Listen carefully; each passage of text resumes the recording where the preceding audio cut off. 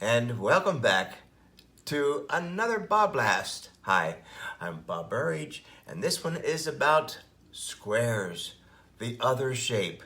You know, in the previous BobBlast, we talked about the circles, the importance about drawing circles in your drawings, or triangles, breaking things down into triangles. We talked about that.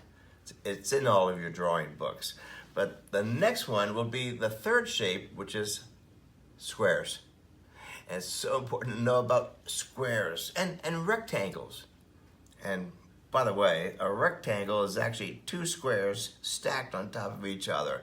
Technically, that's a rectangle. All right, so I was practicing with my watercolor kit. Here's my Cheap Joe's American Journey watercolor kit. I was practicing my squares and discovered that, holy cow, they're really like coffee cups. I was really enjoying doing this very graphic version of squares. Isn't this fun? Then just put a little bit of a loop on it and you got yourself a whole bunch of coffee cups. Then I went right into colors. Whoa, color. Watercolors are great, aren't they too?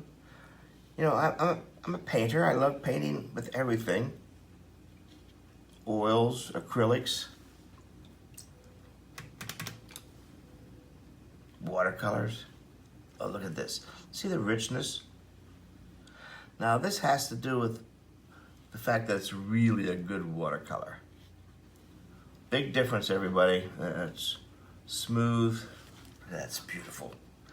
So, treat yourself to a good watercolor kit, or just basically good watercolors. See, makes your job so much easier. So I'm practicing squares at this point, but I'll be coming back. Look, I'm gonna be really wild and crazy here. Look, even while it's still wet. I'm not your transparent type of watercolorist. I like to mix it all up. Just like this, I like that wet into wet. It makes it so much richer. So that's one of the fun things about watercolor. I can do this also in my sketchbook. Here's a sketchbook. You see, I'm doing the same thing with the acrylic. This is one of those Kilimanjaro paper sketchbooks. There's your square. See, I started off with the square and started the coffee cup thing with lots of different colors. See what it would look like. And then I tilted it up. So you kind of look down into, from the square, you go to more of a column. There's your ovals. And then how does that fit into an actual painting? So again, this is my sketchbook. Now from there, we're going to do some rectangles. So let me show you the shapes of squares and rectangles and what we're going to do next.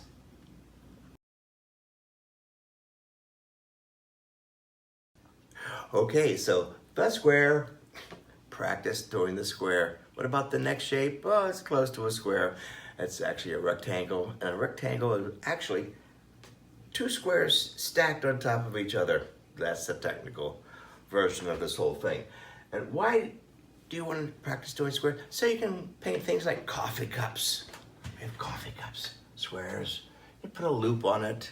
It can kind of look normal. You know, it's fun to paint them. Also, it's fun to do abstract coffee cups. This one has a little bit of collage work on it. You know, I love doing these big, strong things. You can go way abstract, but I still use the square as part of the design, kind of the design in the painting. Here's a monochromatic painting, collage, and all built on squares. The lightest lights, the darkest darks, that kind of a thing. So I love the texture of squares, okay? But the next part here is the rectangle.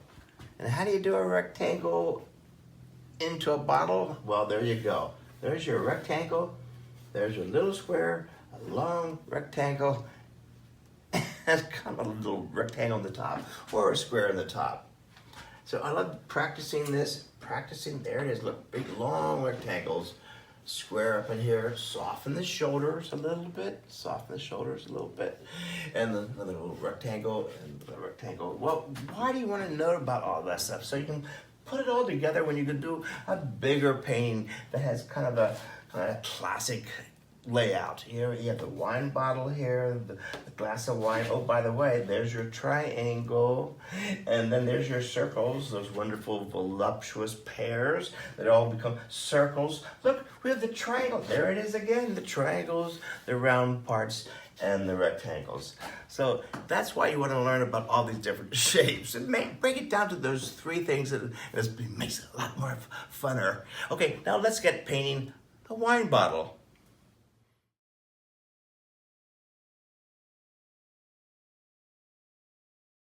And now the rectangle into a wine bottle.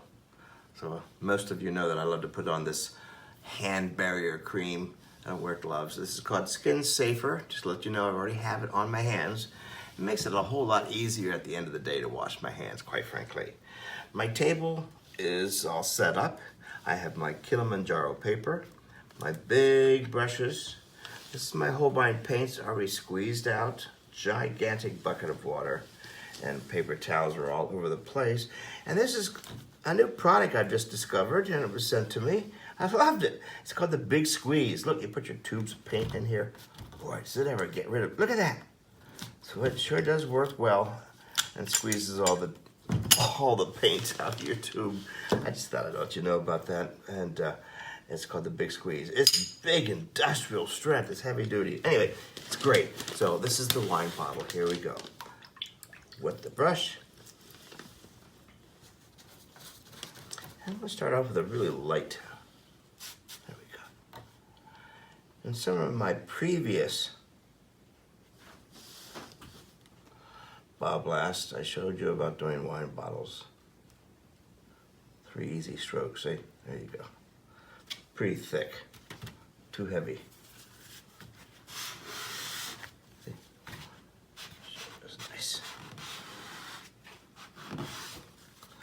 Now, I want this wine bottle actually to be taller. So there's your rectangle, a much better proportion. Okay. And radius the corners. I'm gonna really give it some elegance. Now also the bottom of the wine bottle is going to be slightly radiused. So we radius the corners up here and down here. I'm going to come right off the sheet. So that's the basic shape done with 2 squares. It's become a rectangle.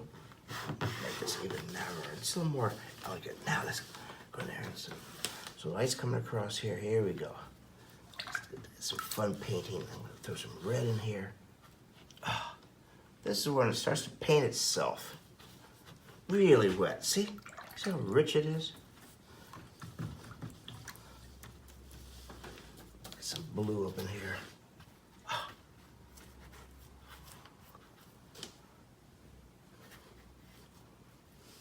There we go.